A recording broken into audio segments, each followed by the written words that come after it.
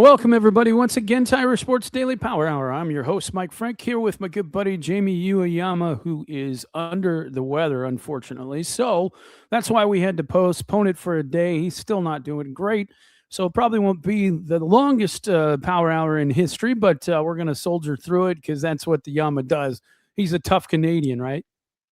Gotta do it. It's just like You, Jack Hughes getting his teeth knocked out. See, yeah, I can still talk about the U.S. men's hockey team. It doesn't bother me, guys. Well, I know. Well, they were taking shots at you on ISD, and I was like, "Come on, man! The man's under the weather." So, all right. Well, anyway, we'll get to all the stuff we're going to talk about today. Before we do, we wanted to mention a couple things. First of all, spring practice just right around the corner here. They're going to be. We're in the month of March, and later this month there'll be spring practice. As we've mentioned before, there'll be a couple open practices this time versus the one. We'll have two, which will be good, and I'll be at the first one. Yama will be at the second one. And so we'll have lots of intel about what's going on there. So great time to sign up for Irish Sports Daily. You can go to the front page of Irish Sports Daily, click on the premium section, and sign up for a subscription today. Also wanted to mention our sponsor, which is the always loyal and wonderful Ge Wang and ESQ Clothing. Founded by Ge Wang, you've seen ESQ on all your favorite Notre Dame players and coaches, from All-Americans to All-Pros and associates to CEOs. You're in great hands with ESQ's custom clothing. Whether you're looking for a perfect fitting suit, a standout sport coat, or a perfect tuxedo for weddings, galas, ESQ Master Tailor blend traditional hand stitching in each garment with Italy and England's best fabrics. Check out Ge's work at esqclothing.com and book an appointment to upgrade your wardrobe today. Mention ISD and get 10% off your entire purchase. Once again, that is esqclothing.com. First of all, draft. Let's get into that real quick, Jamie. Not a lot of surprises there. I thought, well, I shouldn't say. I really did think Malachi and Jadarian Price would run a little bit better or a little bit faster time than they did. Do you think that hurts them a little bit? And obviously Jeremiah Love was exactly what we thought, and probably more. I love hearing constantly on ESPN, NFL Network, all these things that Jeremiah Love's the best player in the draft, because I personally think he is. But it's kind of like the David Montgomery situation. Everybody knows I'm a Lions fan. It's one of these things where if you got a good back, there's another, if a guy gets a little bit older, they're usually out the door because there's so many other really good backs that are out there waiting to take their job. So, I hope it doesn't hurt JD too much. I think if you look at his film and what he's done as a kick returner, he's plenty fast. I don't think that that's an issue. And some guys are just better. They look faster on field than they do in their 40 times. So, thoughts on this? Yeah, I would have thought that he was going to run a little bit less, but he was under 4.5, which I think is like a pretty good number. It wasn't like a concerning number or anything at all, and I think he also had a really good workout. Fields, the 40 wasn't good. Obviously, that was like something that I think, that is something that he'll probably have to rerun it at Notre Dame's pro day. But like the rest of his stuff was really good. And the other thing is that Fields went to the Senior Bowl and lit it up, and everybody's excited about him. And then now they're not excited about him. It's like one of these things. It's like, if people like him, they're going to like him. That's the thing. It's like, I always see that too, where they always say like, well, now this guy jumped up in the top 10 or this. It's like, it feels like media talk, even with like the Jeremiah Love stuff. It's like, yeah, I think all those teams already knew Jeremiah Love was unbelievable.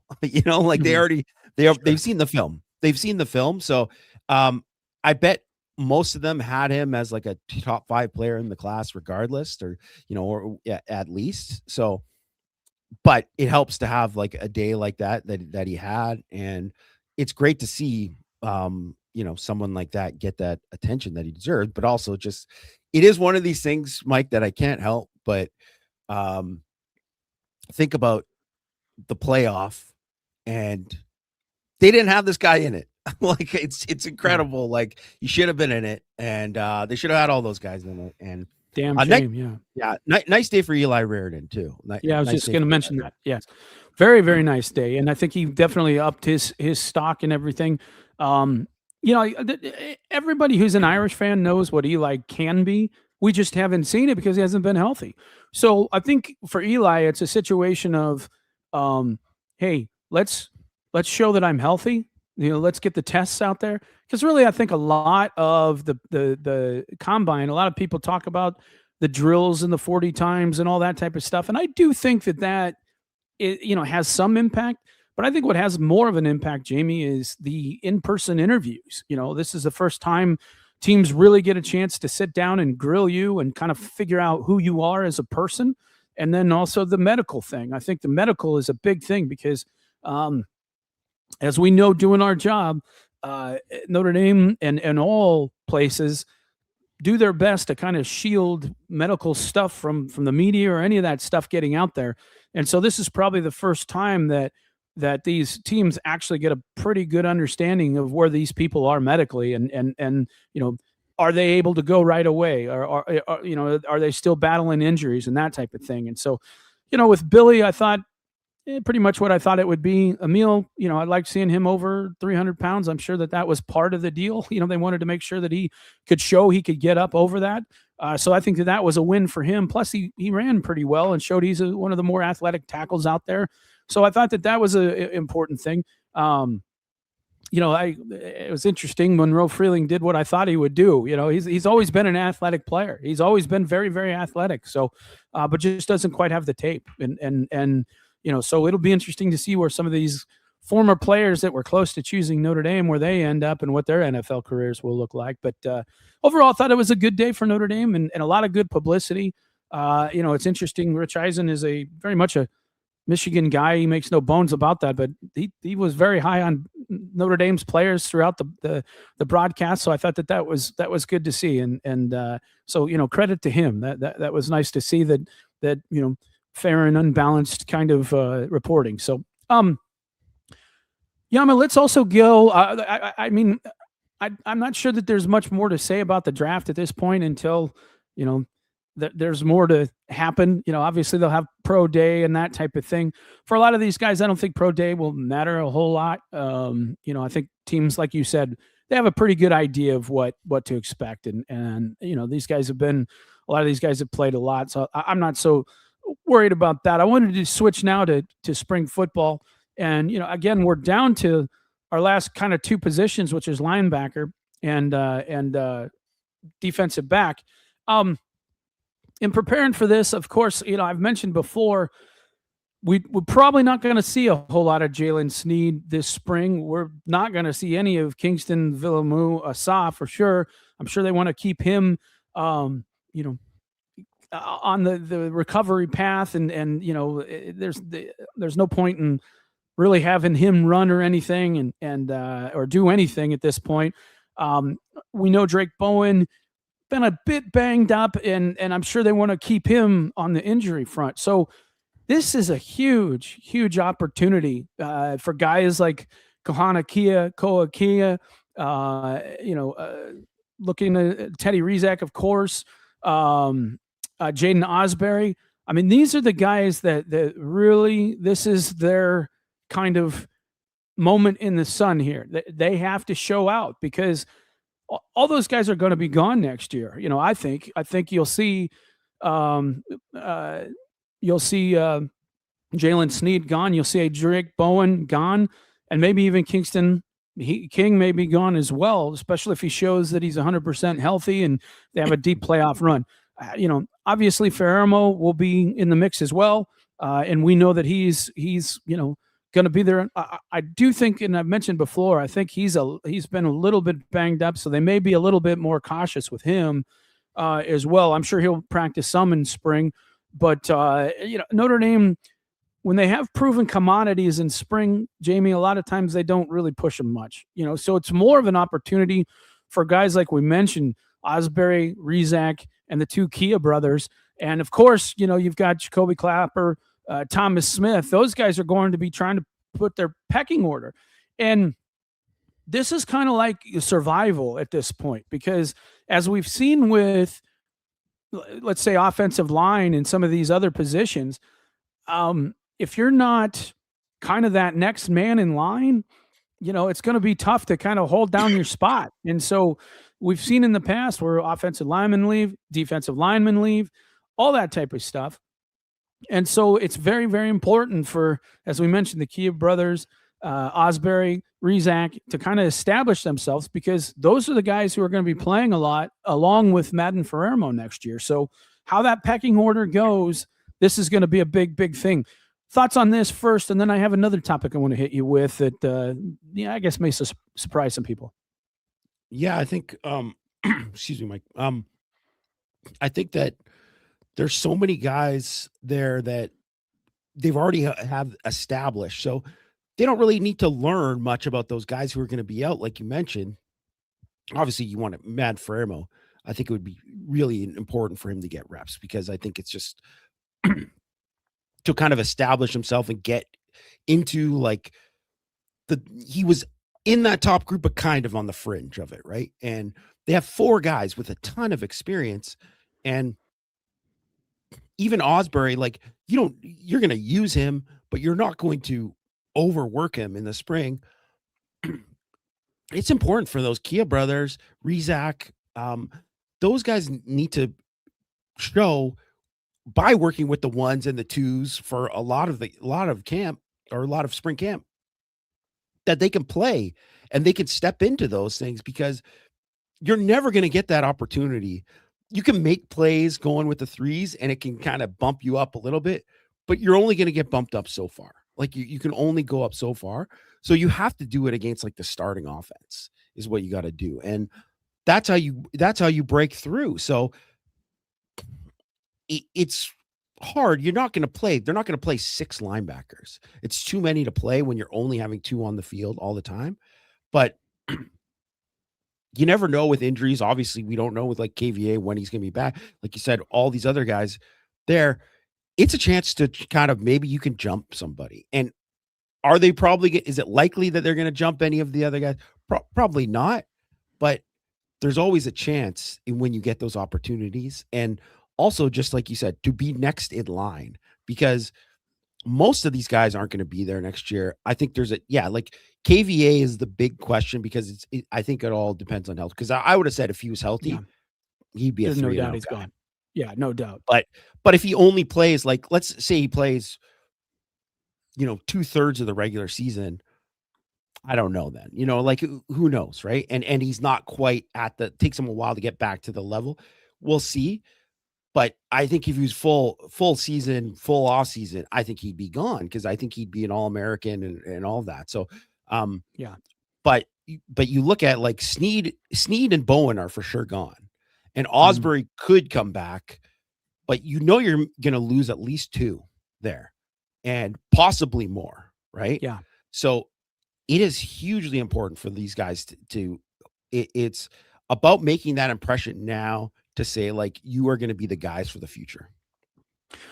Well, and I think they've already the pecking order has been set, because they ended up with Bodie Cahoon being gone, Preston Zinner, and that was by design, because they just weren't going to be in the race. And so that's why it's really important for them to do well here now, because you're going to have guys like Thomas, Davis and Clapper, and they're going to be trying to set and push the guys below them and establish their spot, because they don't want to be Bodie Cahoon and Preston Zinner down the road. So again, it's very important that this happens now. And as you mentioned, they're going to be playing against the starters. So a lot of times, not all starters at offensive line, but they'll be playing against some very talented players and guys who at least be in the top 6-7 players that are out there. So that's going to be, if you can show that you can be effective in that, that's the way it is. Now, I think the thing about it, Jamie, is a lot of these guys, Rizak, the Koa brothers, Osbury, in years past, these would be your starters. I mean, there's just no doubt about it. They're as athletic as anybody that kind of started before these group. It's just Notre Dame has some elite players right now at the position. And so this is the thing that is really important to point out, that these guys, they would be starters in years past. There's no question about it. And because they have that talent, they're going to be pursued elsewhere. And that kind of gets to my other point. And when it comes to recruiting and NIL and all this, that it's just something to kind of, I guess, look at in the future. If you're, say, let's just say you're I don't know, 4-star linebacker, like a 90 rating type of linebacker. And, that you can go and compete and do your job and hope to have a spot at Notre Dame. But you could go to, say, Kansas State, and if you're like a Koakia or a Teddy Rizak, you'd probably be starting at Kansas State by now. You probably would. You have that kind of athletic ability. You have that kind of length and that type of thing. It's kind of like Ian Premer coming in, right? Here's a guy that if he went to Kansas State, he's probably starting right away, and certainly by year 2, and not going to have the threat of what happens, if guys come in behind him.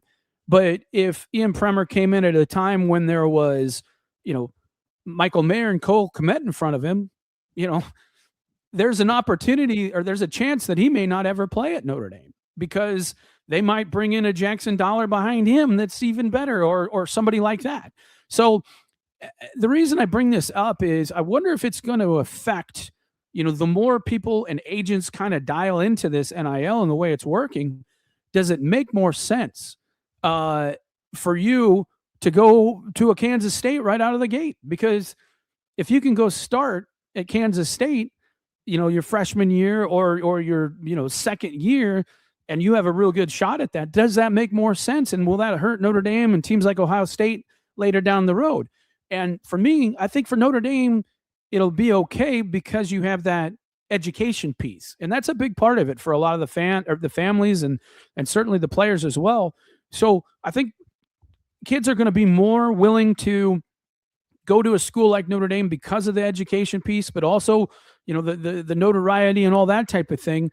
But some of these other places like an Ole Miss or a LSU or something like that, if they can go play at Mississippi State, does it make more sense? And if I am a dad, right, I'd be thinking very hard about that. I really would be. Your thoughts on this? Yeah, I think they have to think like that. And I think if you look at someone like, Anthony Sacca, who, Yes. obviously signed with Notre Dame and he was a 1-year player and then he's out. I think that totally makes sense that, because he was, going to be buried probably. Like he was probably going to, be in a position where he was at the bottom of the guys that kind of came in, and there's another group coming in behind him, and unless he dug himself out of that hole, he was always going to be he was going to be stuck. And so I get it from a lot of these perspectives of kind of looking and going to that thing, but I think there's more of to do what Saka and Jadon Blair did, where they were went to Notre Dame, chose Notre Dame, and then it wasn't there for them. The path wasn't there, so they're out. Than it is to just go somewhere else right away. Because I think most people know it's better to play at Notre Dame, where you have a chance to actually win a national championship. You could play in the playoff, all these kind of things, rather than go somewhere. Path is clear, but it's a little bit more limited in what you do, and probably limited with NIL and all of that too. So Yeah. I get it from each perspective. I also think there's such a huge difference, Mike, between the guys like Teddy Rizak, where it's well, he's so close to his degree. So it's those guys, it's you got to stay and get your degree and do it. And I always think it's whenever I see somebody bolt right before that, I'm what are you doing? I just think that is the dumbest thing. If I was a parent, that'd be number 1 on my list. I'd be no, your name's out Absolutely of the portal. not. Yeah.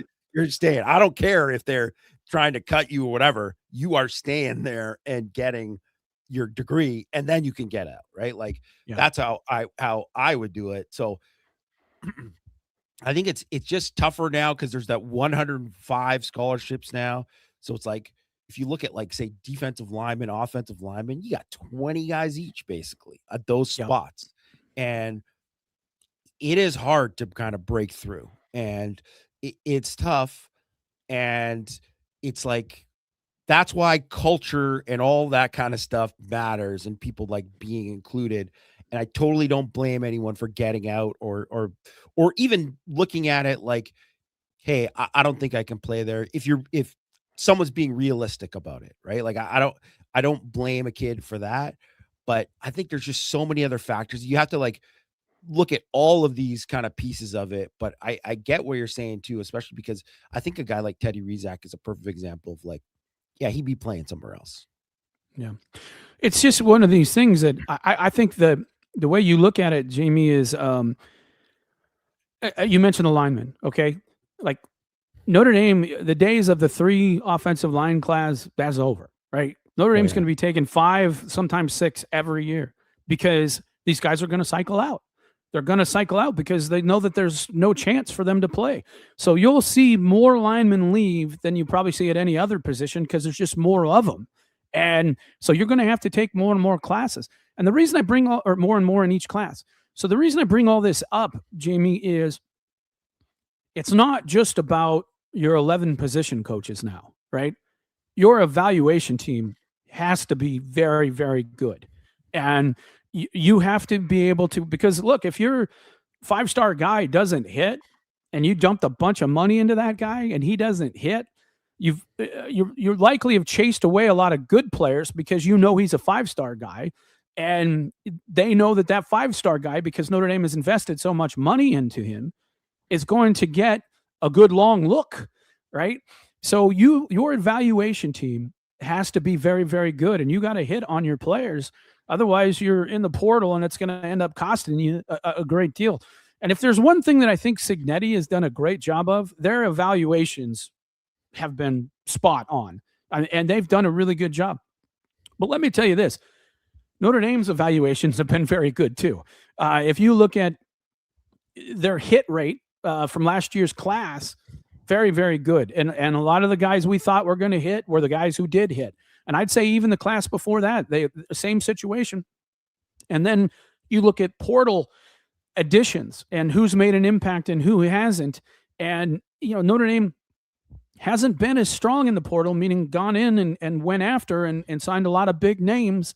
But the guys that they did sign, for the most part, were very productive players and kind of did their role. And to me, I think that's a good thing that we're seeing, that Notre Dame's evaluation team has done a very good job, and I expect that to even continue and that to be enhanced, and because I think that's going to be the future of it, as much as your 11 position coaches and the assistants who coach them, is who does the really good job of evaluating, because you're going to need to find some diamonds in the rough, but you also got to make sure that your frontline guys are the guys that hit. Thoughts here? Yeah, and I think even looking at it, and it's hard to judge because things change all the time with NIL and all that too. But I look at Jadarian Price and kind of what he was talking about this weekend when he was asked a lot of questions about, like, kind of why didn't you leave, right? Like, he had chances to leave, like people were offering him a lot of money, Yeah, and he USC, yes, right, big money. Yeah, yeah, too bad for Chad, but it's one of those things where he easily could have gone to somewhere else, but it wasn't in his personality to go. He was like, no, I love it at Notre Dame. Like, I love my teammates, right? Like, Jeremiah Love is my brother. And in the end, too, and you could say, oh, his numbers weren't as good, or he could have got maybe more NIL. He's the second ranked back in the class right behind Jeremiah Love. He did okay. Yeah. I think it worked out okay. So it's not one of these things. And that's something too that Notre Dame can point to and say, like, hey, look at this guy was here. He could have left for whatever. He stayed. He was still the second ranked back in the class. And that can happen. And that's kind of like what used to happen at Alabama all the time. They'd have an overflow of guys, but this guy would still go high because they had that much talent. And I think, like, if you're finding the right guys that, like, that really, obviously you're looking at football players first and how good they are at football and what you can think, what they can develop into, can they be NFL players, all that kind of stuff. But if they really fit within the culture of the program and all that kind of stuff too, there's so many guys that even from Notre Dame has done an obviously great job retaining talent and all that too. Every single one of these guys has a chance to go somewhere else if they want to. Yeah. They do. And I think it says a lot about, the health of the program, but also like those type of kids that they're getting, that those guys are like, nah, I'm not interested. I can get a little bit more somewhere else, but why am I going for a little bit more when this is the best spot for me?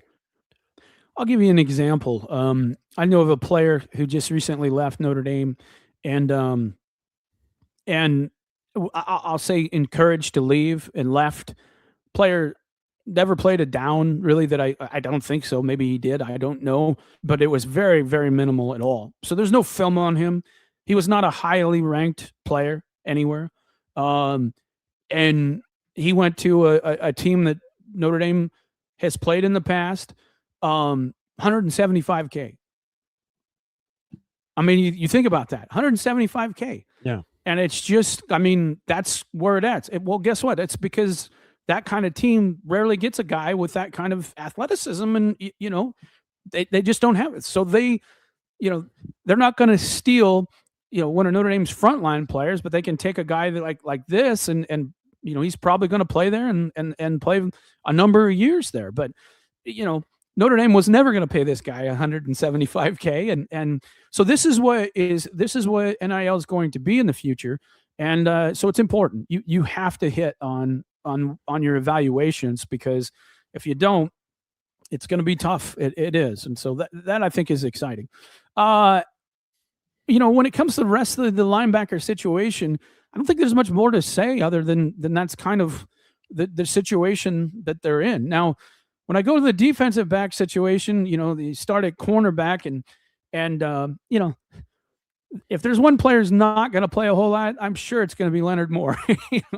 They're not going to play him a whole lot, and I doubt they play Christian Gray a whole lot. They will play some, because I'm sure that with the new coaches, they're going to want to make sure they know what they have and that type of thing. And I'm sure there's some techniques and stuff, and you can teach that in individual and stuff like that. But you want to see it on the field and make sure that what's going in here is actually applied to the field. So they will play some, but I think that they're going to be very, very limited. But man, you want to talk about some opportunities for some young corners. Man, this is going to be really, really important for guys like Jaden Sanders coming in and wanting to show what he can do. But then you got a whole bunch of talented freshmen too, and Aiden Pouncey and Kari Adams. You got guys like Mark Zachary and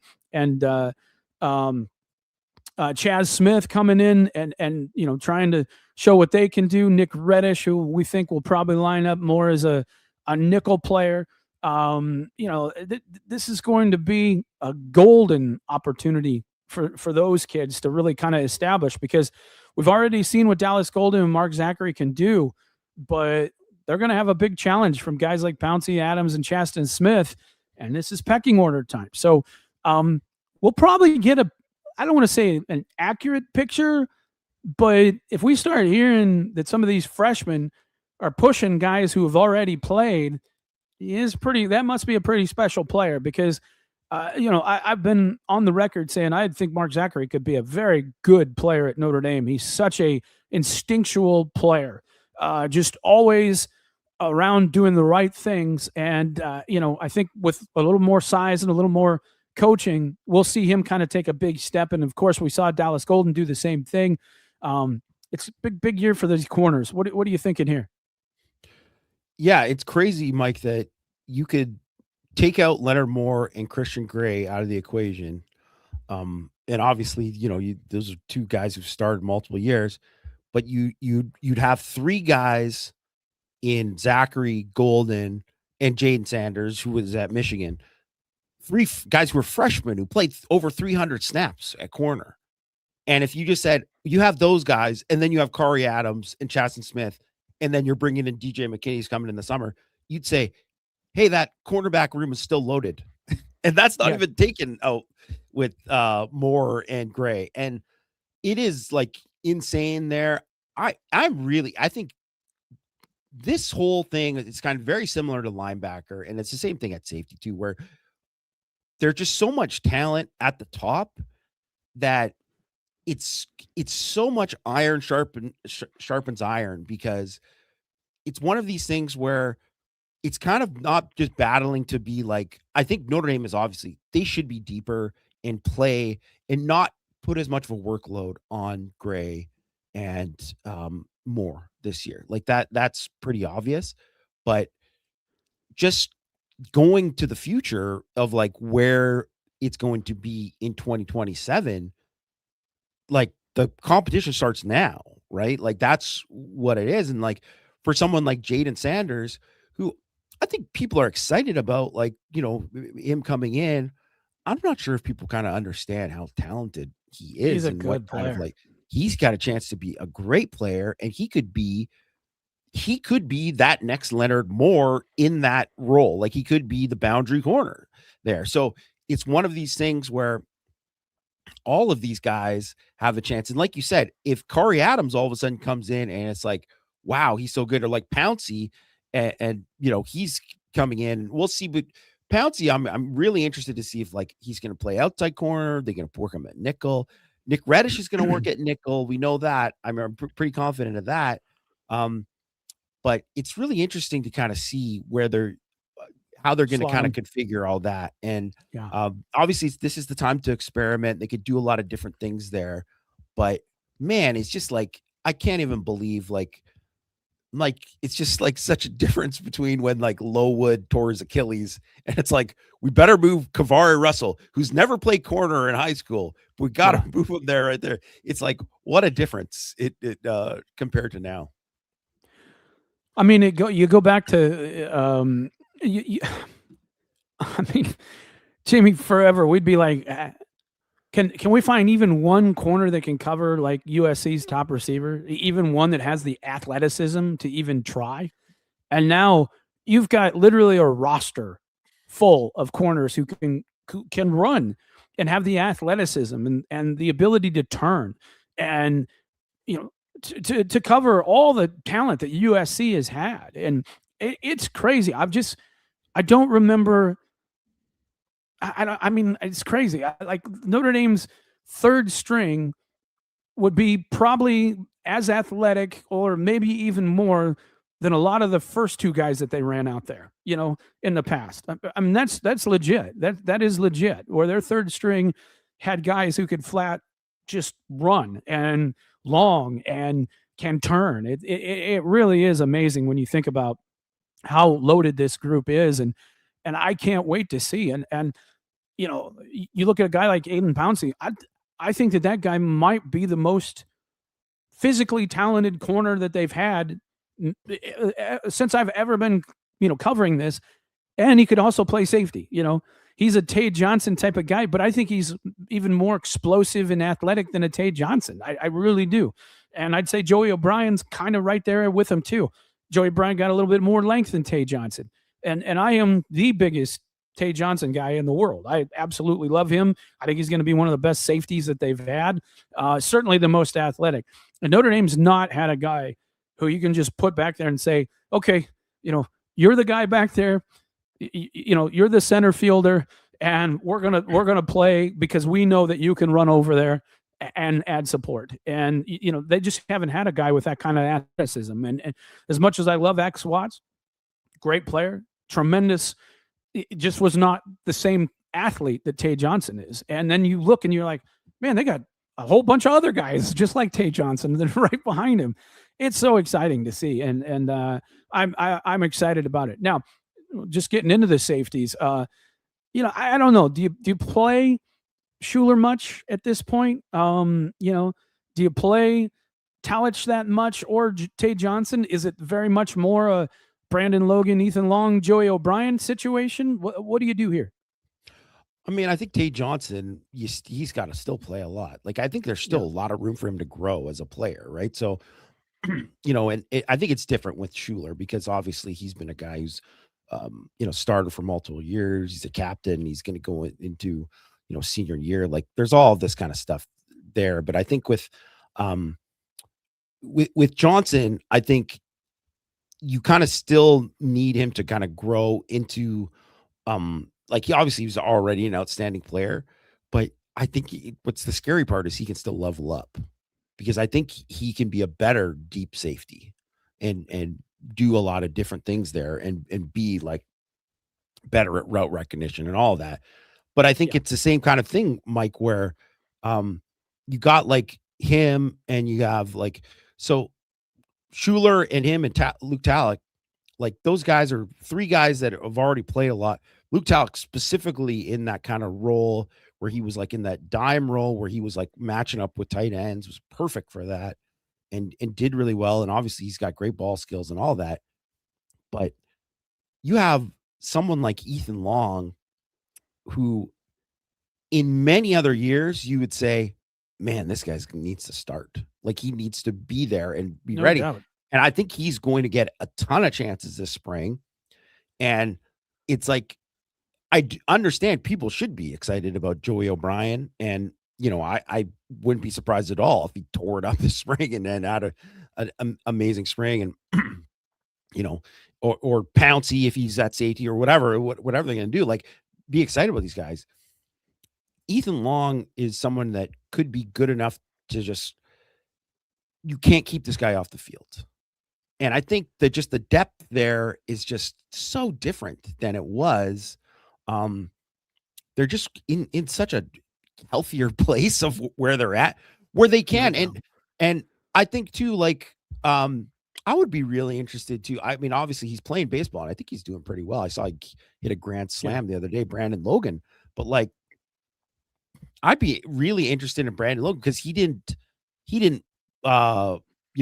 play in the fall because of his shoulder, but he's obviously healthy now, and he's a really elite athlete.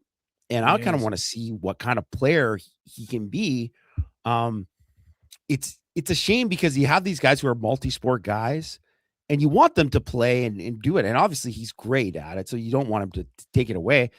Baseball might end up being the sport that he ends up playing and professionally, but at the same time, I want to see what kind of safety he could be. So it's like, it'll be interesting to kind of see how they balance that because he's easily kind of like a forgotten guy, but he might actually end up being a stud. Like we just don't know yet. And it's just, I think he has a real good chance. Yeah. So they're just, man, the athleticism there at the position is just physical. I mean, he's a very physical player, Brandon Logan is. And as you mentioned, a dual player. Here's the interesting thing that I don't think people probably factored in. The reason Aiden Pouncey was listed at corner is because they feel so good about Ethan Long. And, that's just the way it is. If they didn't feel like Ethan Long was anybody, they would definitely put Pouncey there, to play with Joey O'Brien, and that would definitely happen. But I think that that's a very strong sign, and they must feel pretty good about Brandon Logan too. And you mentioned Logan again. I think a lot of people look at. You don't need Brandon Logan to hit, 400 and a million home runs. His game is he's one of the fastest center fielders you're going to see. His game right now and what the Major League Baseball is very interested in is his ability on defense. And if he starts to show that he can hit and become a very effective player at the plate in college baseball, his draft stock is just going to go through the roof. And so, it's one of these things where you're kind of selfish. You're like, do you want? It's kind of like Samardzija. You're like, I wish Samardzija would just focus on football, blah blah blah, and then you go watch him pitch. You're like, oh, I totally get this. I know why. So you just knew. You're like, okay, all right, well, this makes a lot of sense. Yeah. It ended up working out pretty well for him, and let me tell you, he made a lot more money in Major League Baseball than he ever would in NFL, and lasted longer. I mean, I do think Samardzija would have done very well in the NFL, but just the money in Major League Baseball was just so much better that it just made more sense. And then to play longevity, and you don't even need to be that great of a pitcher to last in the Major League Baseball for long years. You really don't. And I think Samardzija proved that. It's not that he was a bad pitcher in Major League Baseball. but he wasn't a dominant pitcher in Major League Baseball. But he was able to last for a long year and make a whole lot of money. So made a smart decision. Just want to jump in quick too, because I just saw that one of the questions in the chat asking about why Adon wouldn't play that much in the spring. For all of the guys, even the guys, whatever, obviously, even if Drake Bowen was completely healthy, that's a guy they don't need to get a big evaluation on. Like they know what they have there. And with Adon, it's like, well, one, they want to keep him healthy. They don't want to overdo anything with him there. The other thing is that they don't need to see him as much in all of these different situations. Yes, he's going to develop, he's going to learn, he can still get better and all this kind of stuff. But you don't need him to have he doesn't need to have all the reps with the ones during all of spring, because you want to see how some of these other guys look when they're in there, and you get an evaluation of them where you already know, he's going to be in that spot, right? And I think too, even to the point of Tay Johnson, yes, he's going to be a starter and all that kind of stuff too, but there's still he has more room to grow his game. And I think too, if Adon's not out there, you want Tay Johnson out there, right? You don't want to have too many guys out, or else it becomes more like last spring, right? So that's when we're talking about this guy or that guy being out for it. It's just about that's pretty normal for seniors, guys who've been multi-year starters. Yes, you're getting in work in the spring. You're not overdoing it, because those guys, it's all about being healthy in September. Yeah, it's also because you retain both your coordinators, right? So there's no new terminology. It's all the same stuff that you've been doing all along. There's nothing new to add. Now, if they had replaced the offensive or defensive coordinator, then yeah, those guys would have been playing more and getting more familiar with the new offense and new things, even if you're doing the same kind of thing. And we saw last year, oh no, we're not going to change anything. And then we're like, what happened? It was totally different the first couple games, first 3 games really. And so you can always say that you're not going to change anything, but coordinators are coordinators. They're going to do what they feel they have to do, right or wrong. And so, and of course, there's always change when you change the guy at the top, running the offense or defense. So again, I think that's part of it. All right, Yama, we only have one question here, and if there's any in the chat, go ahead and ask him now. But as we can tell, Yama's struggling if you're watching online, so he's battling it out. But this is a good question.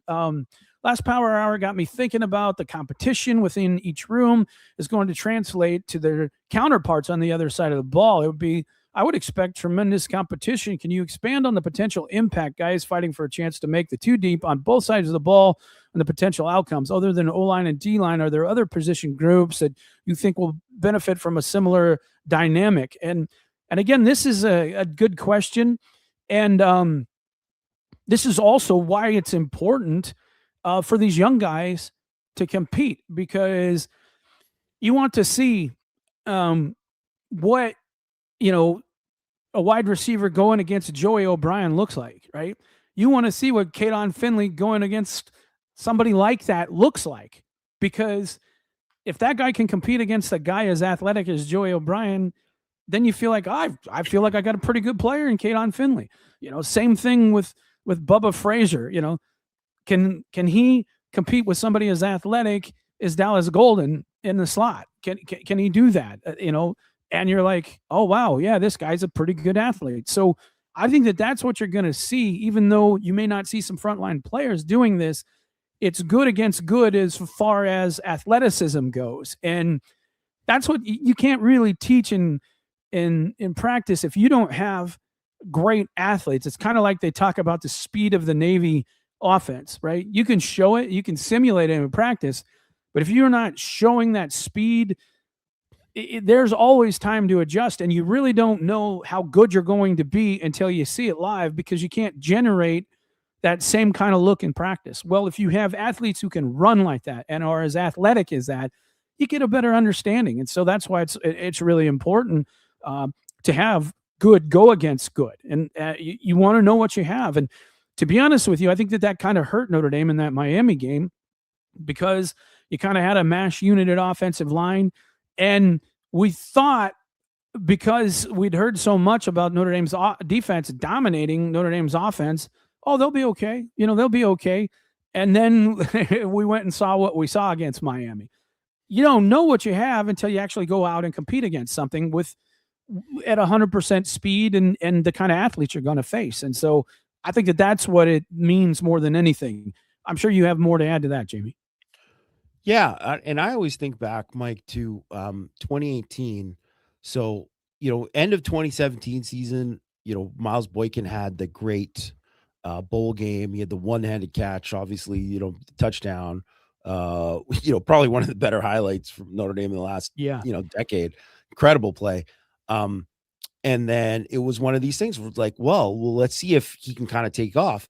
And then that whole spring, he went against Julian Love a lot. And Julian Love was coming off a fantastic season. And Boykin was getting the better of him a lot of the time. And that's how you kind of knew that Miles Boykin, you're like, that wasn't a fluke. Like, he is ascending to be this player.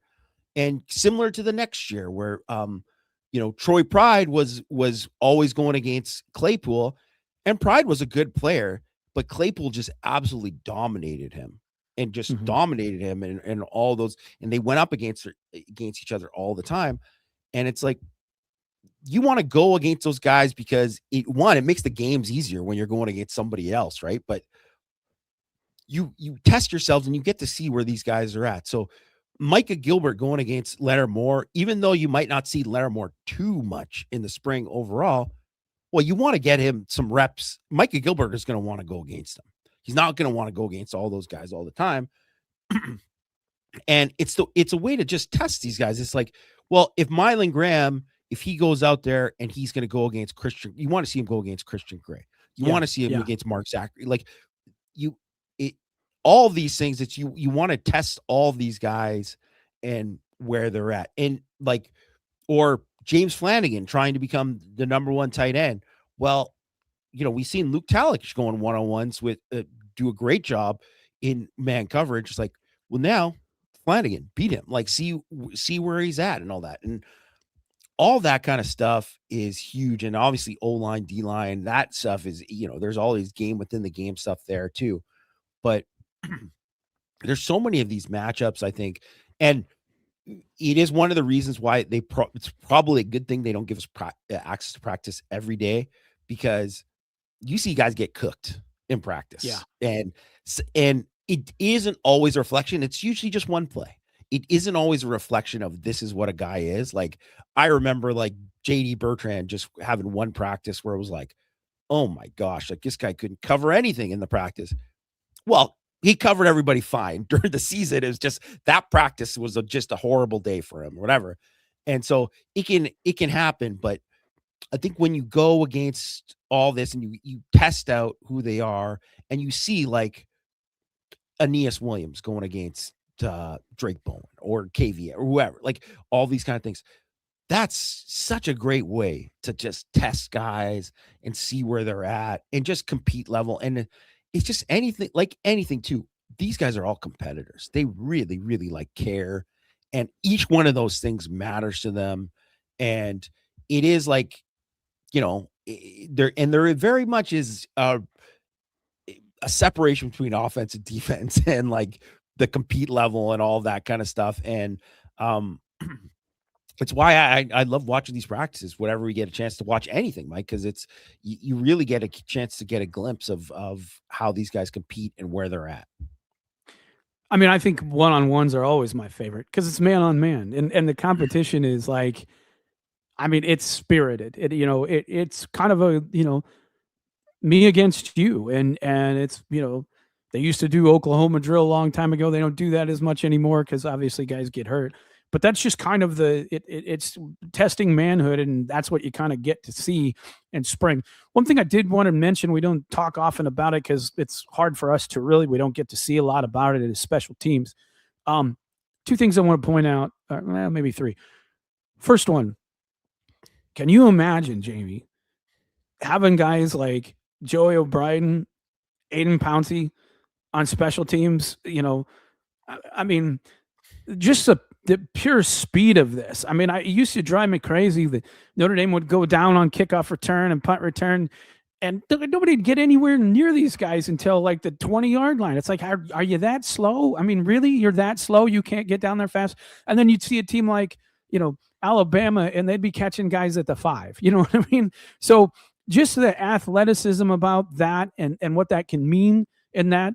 And, especially you're just going to have a whole lot of different level of athlete that they've had in the past on kick and punt coverage and also, punt return and all those types of things. And then the other couple things I wanted to mention, I found it interesting that they listed Eric Schmidt as a punter only. Now, obviously, until the other kicker gets here, I guess Schmidt will certainly be kicking too. To go with Spencer Porath, but it seems obvious to me that it's Porath or the other guy, and Eric Schmidt's maybe a punter at this point. Thoughts on those two things, then we'll close the show. Yeah, I think Schmidt. I think that was the thought kind of going in, was that maybe he was a better punter than kicker originally, anyways. So I think a lot of that kind of makes sense. But obviously, when they're bringing in an Aussie punter who's going to have probably multiple years of eligibility, he's gonna have to do pretty well. Like, he's gonna have to kind of stand out, and that's gonna be interesting to kind of see how he does there. Yeah, and sorry, what was the first thing you said, Mike? I forgot. Sorry. We're just talking about special teams and just just special teams, pure athleticism. Oh yeah, athleticism. It's off the charts. Yes, and I always think too about, because Mike, they've used starters there, and it's a good thing sometimes to use starters but you obviously don't want to have to over rely on guys like JOK running down on kickoff. Yeah, it's awesome when he does it, or Chase Claypool when he's at gunner or whatever, like all that kind of stuff. That's great. But if you can get those guys breaks there, you don't want to have to use them all the time. And I think that is going to be a big thing. And that does come to the depth. And I think too, specifically when you think about DB and like linebacker and the depth there, which we just talked about the whole show today, is those guys are core special teams guys. Those are the guys you want there, because most of the time too, and not to say receivers can be too, but it's like those guys, they can run and they can tackle. So they are perfect special teams guys, and it is a way for guys to really kind of emerge before they become guys. And also too, that sometimes you make plays on special teams, and that's how you get a chance somewhere else. That's how you solidify. Yes, you solidify your slot. So like a guy like I think like Madden Ferrermo, he's probably not going to be as much on special teams because of who he is. But, a guy like, say, Chasten Smith, right? You want to stay in the hunt, you better make some noise on special teams, right? These young guys, Thomas Smith and Jacoby Clapper, and, this is the way you kind of earn your spot, is on the special teams. And so it's a big, huge competition. And I think the guys who understand that coming out of the gate, they kind of have a leg up, that, hey, if I can get on a special team or two, the chances of them keeping me and wanting to keep me is a very good thing. And that's even going to be a big time competition. Notre Dame, as you mentioned, has used a lot of starters in the past. I think because of the athleticism, and if they can be coached up properly, you may see more of the Chasten Smith out there. Or Pouncey, if he doesn't play, going to be out there. Joey O'Brien, if he doesn't play, he's not playing a lot, probably going to be out there. So these are, very important roles going into spring, and you definitely want to make sure you're in the hunt in the fall. So, all right, folks, that's going to be it. Thanks to the Yama for soldiering through here, and of course, Greg Flamong, our wonderful producer. They will be doing more Hit and Hustle throughout the week. Next week, Jamie and I will be back, and I'm going to try and get Christian on, because we got a junior day coming up fairly soon here, and we need to talk about that. And there's a lot of talent coming in, and so I'll talk to Christian. We'll try and get him on next week. It'll probably be pretty recruiting heavy. So we're going to do that. I'm going to give you an assignment, Jamie.